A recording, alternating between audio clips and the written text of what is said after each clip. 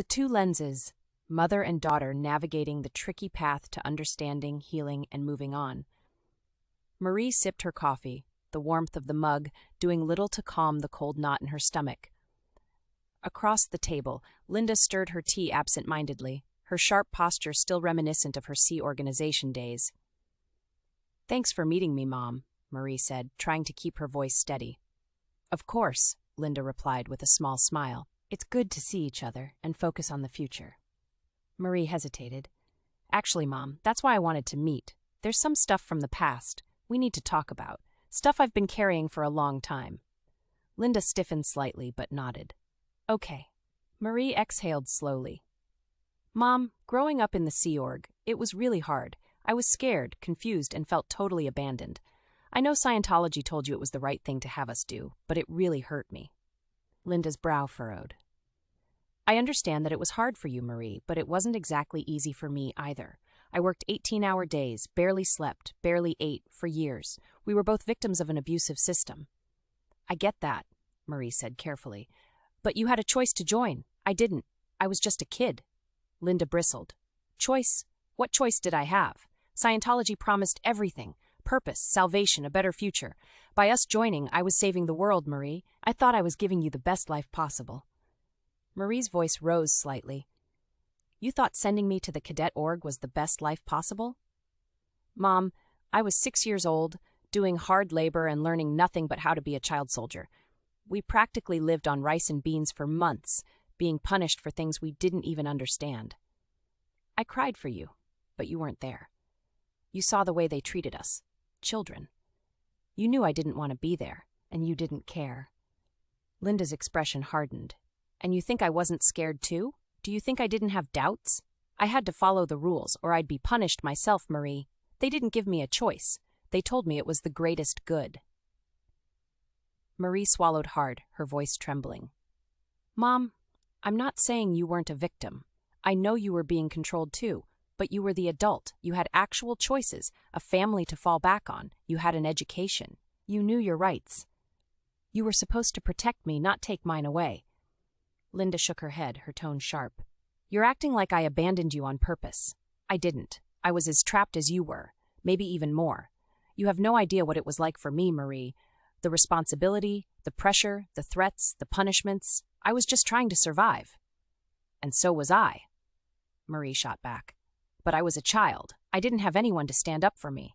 You were supposed to be that person, but you weren't." Linda's face softened slightly, but her tone stayed firm. "I did the best I could with the circumstances I was in. I don't know what else you want me to say." Marie leaned back in her chair, arms crossed. "Mom, I just want you to acknowledge that you made choices that hurt me.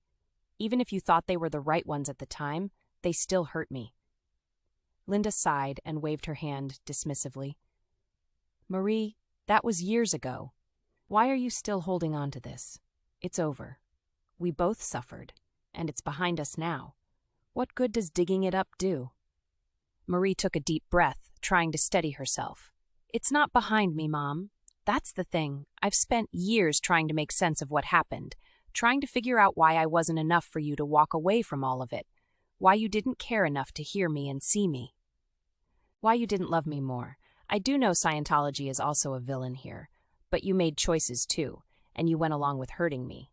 I need you to at least try to understand how those choices felt from my perspective as a kid." Linda frowned. "I really don't know what you want from me.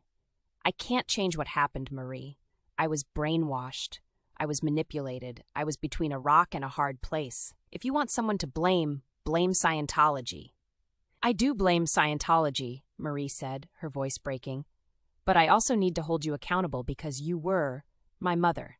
You were supposed to protect me, and you didn't. And when you say things like, 'it's in the past,' or 'we both suffered,' it feels like you're dismissing everything I went through. Like it doesn't matter." Linda's lips tightened, and she looked away. "Well, I'm sorry you feel that way." Marie flinched. "That's not an apology, Mom. That's a deflection." Linda opened her mouth to respond, but Marie held up a hand. "Let me finish. Please. I don't expect you to have all the answers. I don't even expect you to apologize if you're not ready, yet. But I need you to stop shutting me down when I try to talk about this. I need you to make space for my feelings, even if they're uncomfortable for you. Linda hesitated. I'm not shutting you down. But you are, Marie interrupted, her tone calm but firm. Every time you say, that was then, or we both suffered, you're shutting me down, neutralizing me. And I need you to stop because I'm still trying to heal from everything that happened. And part of that healing is being able to talk to you about it. Linda sighed heavily, her hands wrapped tightly around her mug. I'll admit, I don't like talking about this. It makes me feel powerless and guilty. And I don't know how to fix it, so I choose to move on, and that's hard enough. Maybe you don't need to fix it, Marie said softly. Maybe you just need to listen, even if it's awkward for you for a while. Linda nodded reluctantly. Okay, I'll try to listen. Marie gave her a small tentative smile. For now, that's all I'm asking for, Mom. They sat in silence for a moment, the weight of their shared pain hanging between them. It wasn't a resolution, but it was a step. And for now, that was enough. The two-lens view shows that Linda's dismissiveness stems from her unresolved guilt and trauma, creating a barrier to healing, while Marie needs her mother to hear her, for her to heal so she can begin to move on. She navigates it carefully while asserting her needs with calm yet firm communication. This conversation doesn't resolve everything, but it lays the foundation. Progress is rarely immediate, but small steps can pave the way for mutual understanding and eventually healing. Baby steps.